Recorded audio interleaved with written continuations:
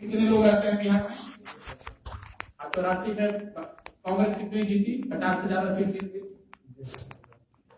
ऐसे अगर हम आपको लेते चलेंगे तो स्वतंत्रता तक ऐसे 10 एग्जाम्पल मिलेंगे जब जाति व्यवस्था रहते हुए भी कोई जीत कर आ गया।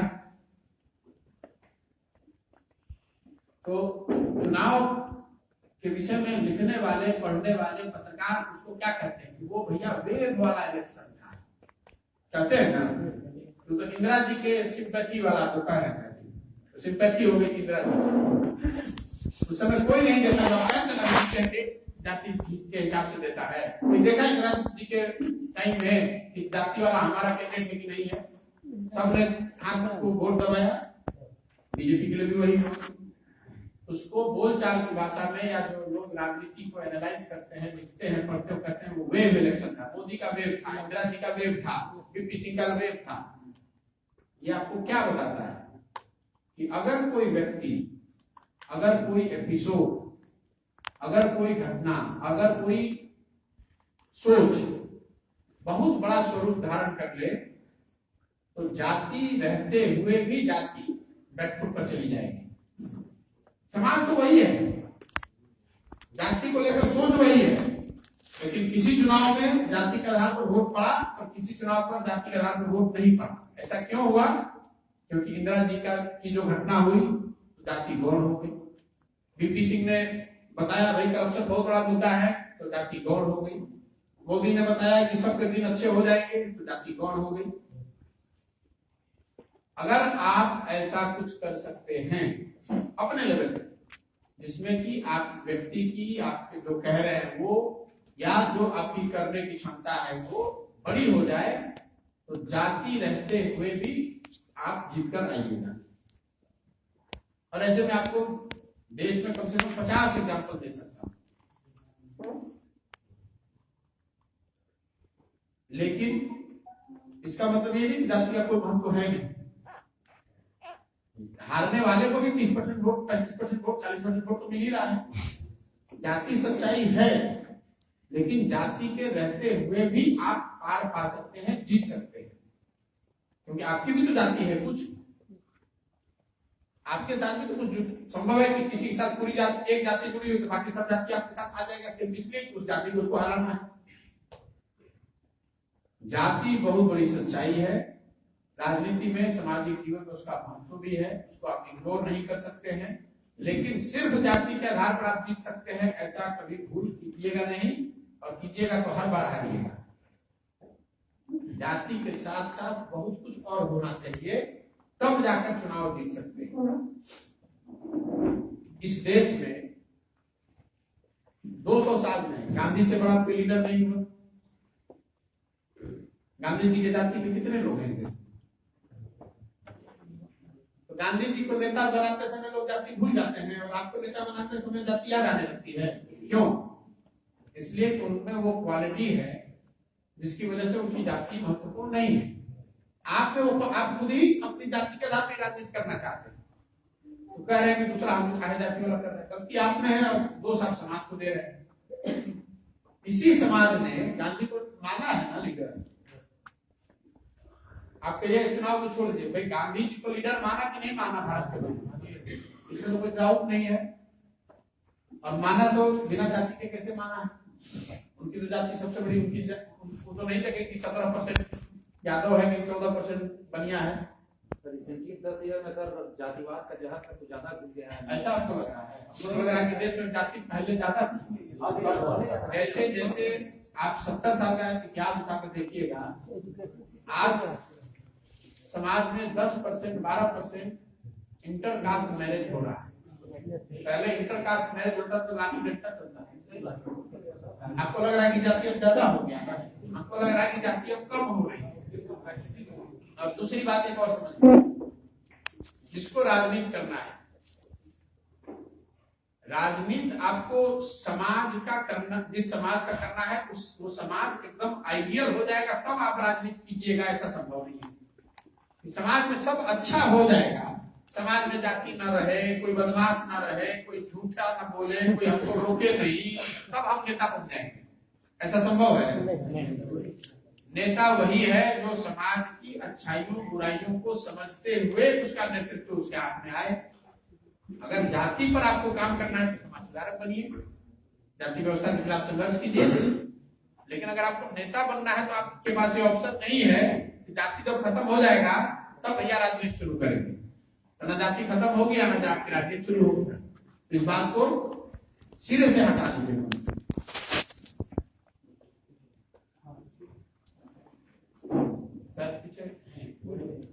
बोलिए बोलिए, आप युवा नेता है, वहां से माइक गड़बड़ा जाएगा तो आवाज नहीं निकलेगा, कैसे नेतागिरी चलेगी।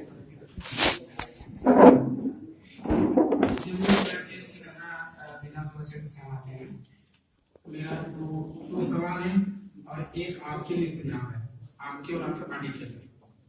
मेरा सवाल ये है कि सिकंदरा से 3 किलोमीटर पीछे जहाँ पे जैन मंदिर है और वो मतलब आगे जो भी सरकार की तरफ से वो टूरिस्ट प्लेस बन सकता है, उसके 3-4 किलोमीटर 5 किलोमीटर पीछे कुंड स्थान है। वहाँ पे एक निर्माण हो रहा है डैम का।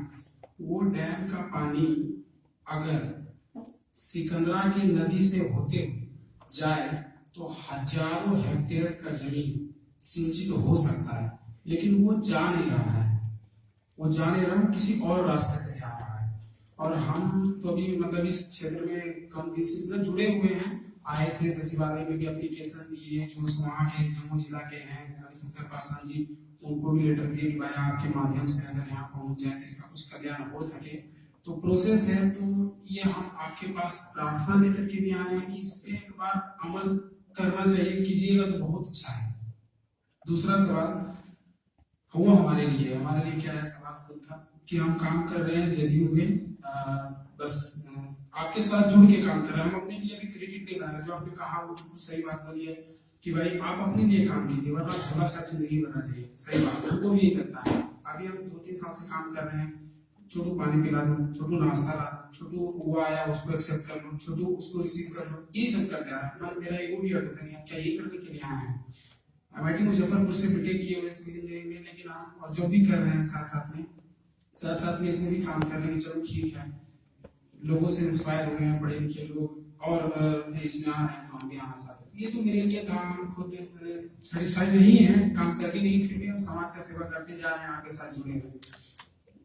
तो और जो तीसरा आपके लिए एक ये बात है कि आपकी पार्टी जनता दल यूनाइटेड, जिसके कर्ता धर्ता माननीय मुख्यमंत्री नीतीश कुमार और आप दोनों हैं, उनसे हमारी प्रार्थना है कि आप वो कुंड घाट वाला पानी सिकंदरा के नदी के क्षेत्र की तरफ से लाने की कृपा करें। नहीं तो वहाँ के लोग इस तरीके से सोच रहे हैं कि किसी आदमी को किसी पार्टी को वोट नहीं देंगे, और किसी को वोट नहीं देने का मतलब ये होगा कि भाई किसको देंगे, क्योंकि इसमें तो ऐसा तो है नहीं कि राष्ट्रपति की तरह चुनाव होता है। इसमें तो एक वोट खुद नीतीश कुमार जाएंगे, खुद एक वोट लाकर जीत जाएंगे, या फिर बीजेपी वाले जाएंगे, बीजेपी वाले लाकर जीत जाएंगे।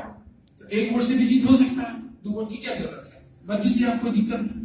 अगर इस तरीके से लोग देखना शुरू कर जाएगा तो फिर हमारे प्रतिनिधि यहाँ पे आए हुए हैं विधायक के रूप में, मान लीजिए सांसद तो चलो जा रहे हैं, सांसद के रूप में आए हुए हैं, फिर इनका कोई मतलब नहीं बना, फिर जो लोकतंत्र है इसका कोई मतलब नहीं बना। तो ये बात आपके लिए था, और हमारे लिए तो जो चल रहा है वो चल ही रहा है, और बस ये बात बताना चाहता हूँ, कुछ नहीं।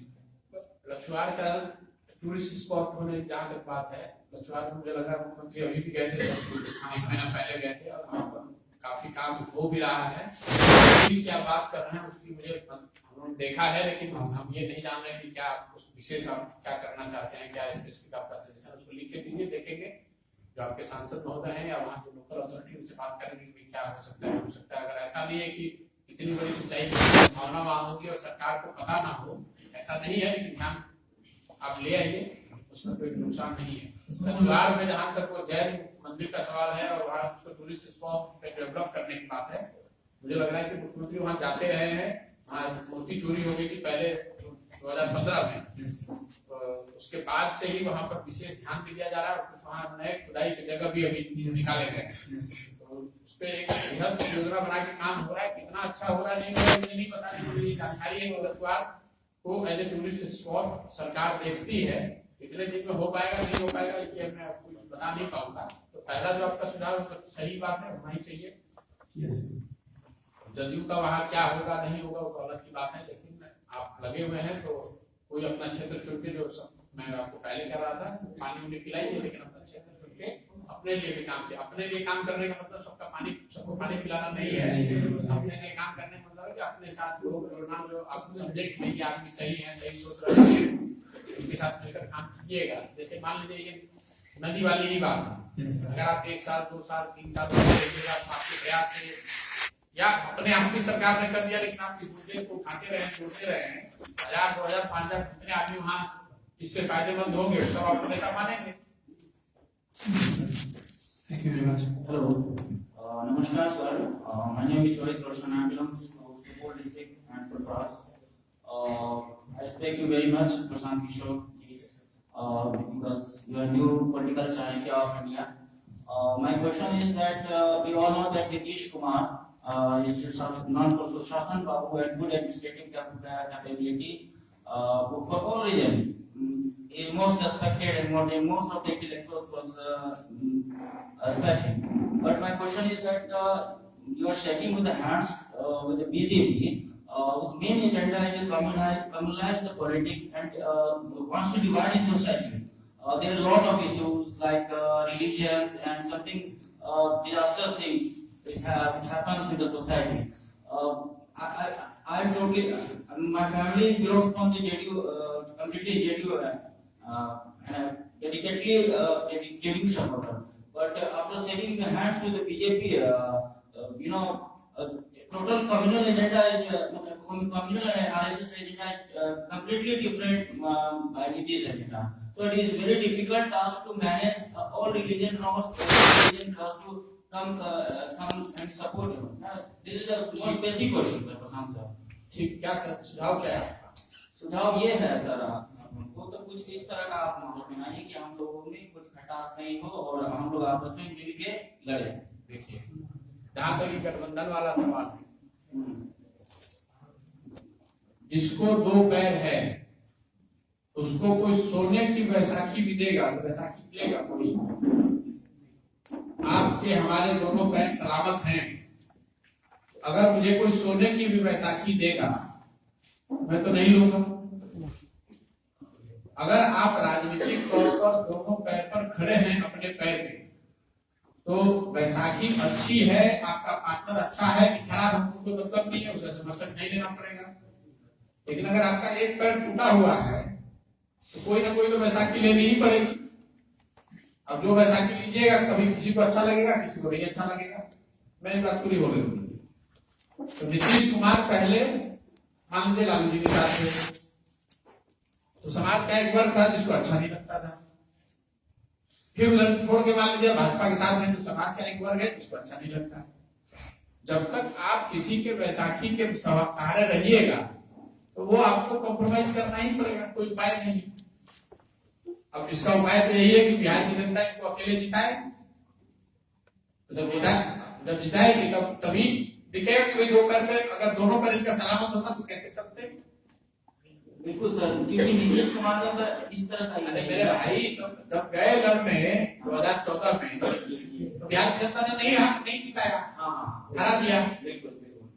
तो ये लोकतंत्र है। जी जी जी, जनता जो डिसीजन दे वही सही है।